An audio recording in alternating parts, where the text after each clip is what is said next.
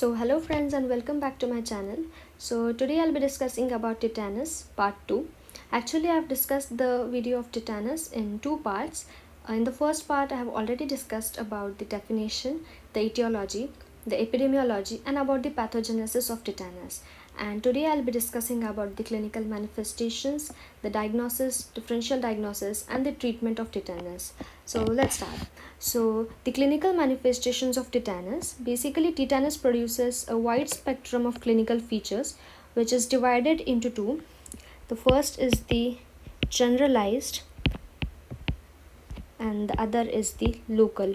So in local form of tetanus, small area of body parts are affected where only small areas of local muscle spasms. I'll write it here, small areas of local muscle spasm.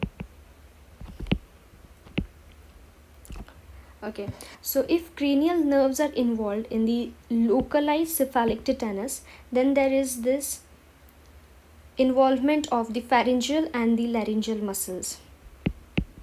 Involvement of pharyngeal and the laryngeal muscles.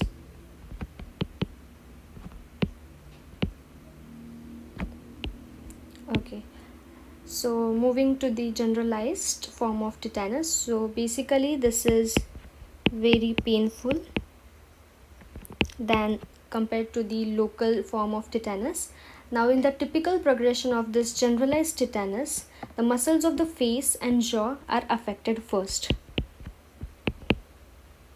Muscles of face and jaw are affected first.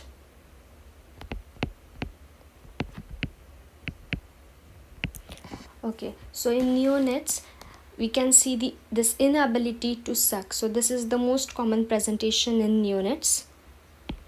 Inability to suck in the generalized form of tetanus.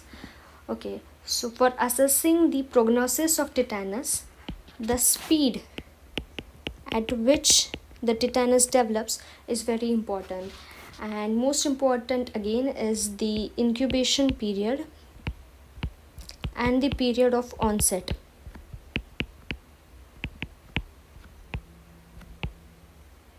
So shorter the times of the incubation period, the worse the outcome.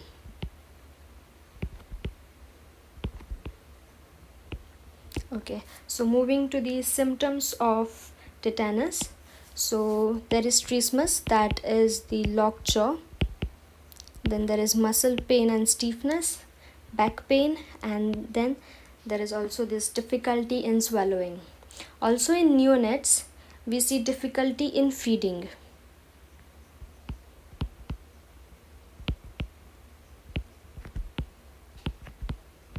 Again, this is the most common presentation seen in the neonates, that is the difficulty in feeding. So as I have mentioned earlier, the laryngeal muscles are involved along with the pharyngeal muscles. So there is the life threatening event, that is the complete airway obstruction. So the life threatening event is the complete airway obstruction.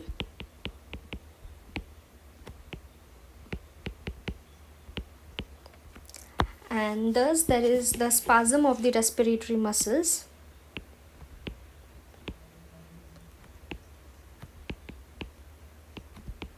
And this causes respiratory failure. Okay, so autonomic disturbances is maximal during the second week of tetanus, and death due to cardiovascular events is the major risk of tetanus. Okay, so also other symptoms are seen, like blood pressure with rapid fluctuations from high to low with tachycardia. Also episodes of bradycardia may also occur, and there is autonomic involvement, that is the gastrointestinal stasis, sweating, increased tracheal secretions, and acute renal failure. So, diagnosis of tetanus can be done by culture of Clostridium tetani, and also the serum anti-tetanus immunoglobulin can be measured. So, now I'll be discussing about the differential diagnosis. So, cephalic tetanus is mostly confused with trismus of other etiologies like the oropharyngeal infections,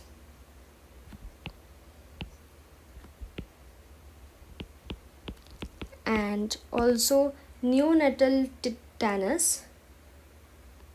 So there is the differential diagnosis for neonatal tetanus, that is the hypocalcemia and meningoencephalitis.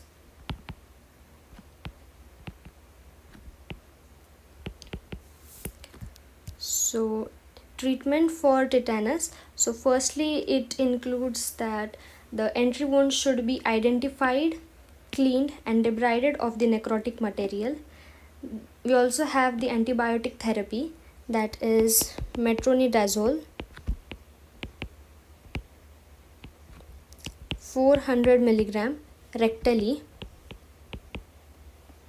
or 500 milligram via IV every 6 hours for 7 days.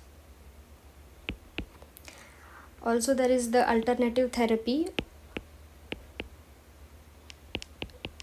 that is penicillin. Okay, so the antitoxin should also be given to the patients to deactivate the circulating tetanus toxin and to prevent its uptake from the nervous system. So there are two preparations of these antitoxin. So the first is the TIG, that is the human tetanus immunoglobulin.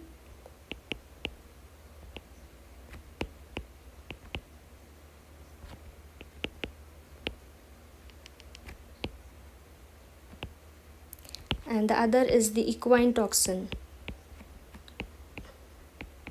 equine antitoxin. So TIG is basically the preparation of choice.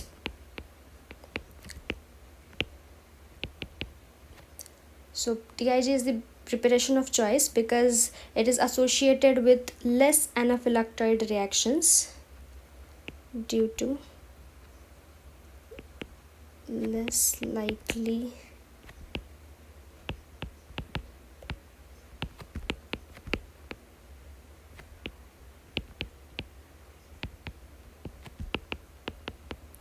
okay, so single IM dose is given for TIG.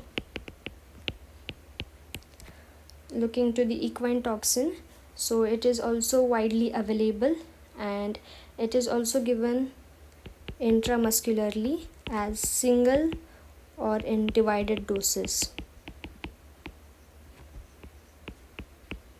Okay, so that is all about tetanus. So I have discussed about the clinical manifestations, the symptoms, diagnosis and treatment of tetanus. So I hope you like the video. So please subscribe to my channel and press the like button if you really like. Thank you.